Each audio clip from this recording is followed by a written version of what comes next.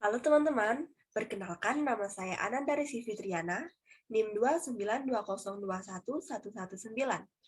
Pada kesempatan kali ini, saya akan memaparkan materi mengenai dari pengertian fonologi. Baik, langsung saja.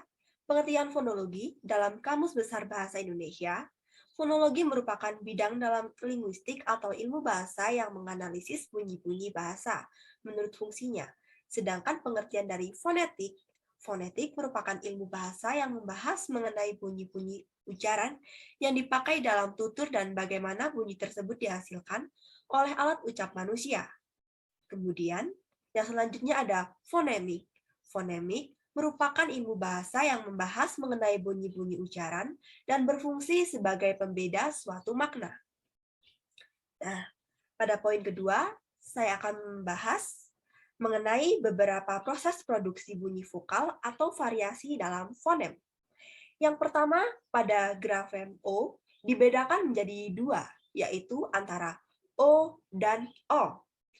Baik, jadi saya akan menjelaskan yang O terlebih dahulu. Alofon yang terdapat pada bentuk bersuku kata terbuka yang tidak mengandung alofon. Pengucapan O di sini lebih membuat rahang kita mengecil dan bibir seperti ada penekanan lebih maju. Contohnya seperti pada kata olahraga, obat, toko, roda, gitu. Kemudian yang selanjutnya yaitu mengenai pada grafem O. Alofon O ditemukan pada bentuk bersuku kata terbuka dan tertutup yang mengandung alofon O. Akan tetapi, pengungkapan O di sini cenderung lebih membuat rahang kita melebar dan bentuk bibir menjadi lebih oval. Terasa seperti ada rongga yang cukup luas. Nah, contoh katanya seperti ompong, omong, atau lain lagi yaitu merokok, gitu kan. Nah, berikutnya saya akan menjelaskan mengenai grafem E. E di sini dibagi menjadi tiga, yaitu antara E biasa, kemudian selanjutnya ada E, kemudian yang terakhir ada E. Yang pertama saya akan membahas mengenai E biasa. Untuk pelafalan E di sini, membuat rongga mulut kita menjadi lebih ada penekanan maju. Contoh katanya seperti eka, enak. Kemudian yang kedua ada E. Untuk pelafalan membuat E itu rongga mulut kita lebih menjadi ada penekanan ke arah dalam tetapi bagian atas. Seperti ditarik gitu ya, gitu. Contoh katanya seperti emansipasi, ember gitu. Kemudian yang ketiga ada E. Untuk pelafalan E, membuat rongga mulut kita menjadi ada penekanan ke arah dalam tetapi ke bagian bawah gitu. Jadi E. Nah, contoh katanya seperti emas, elang, atau tante. Gitu.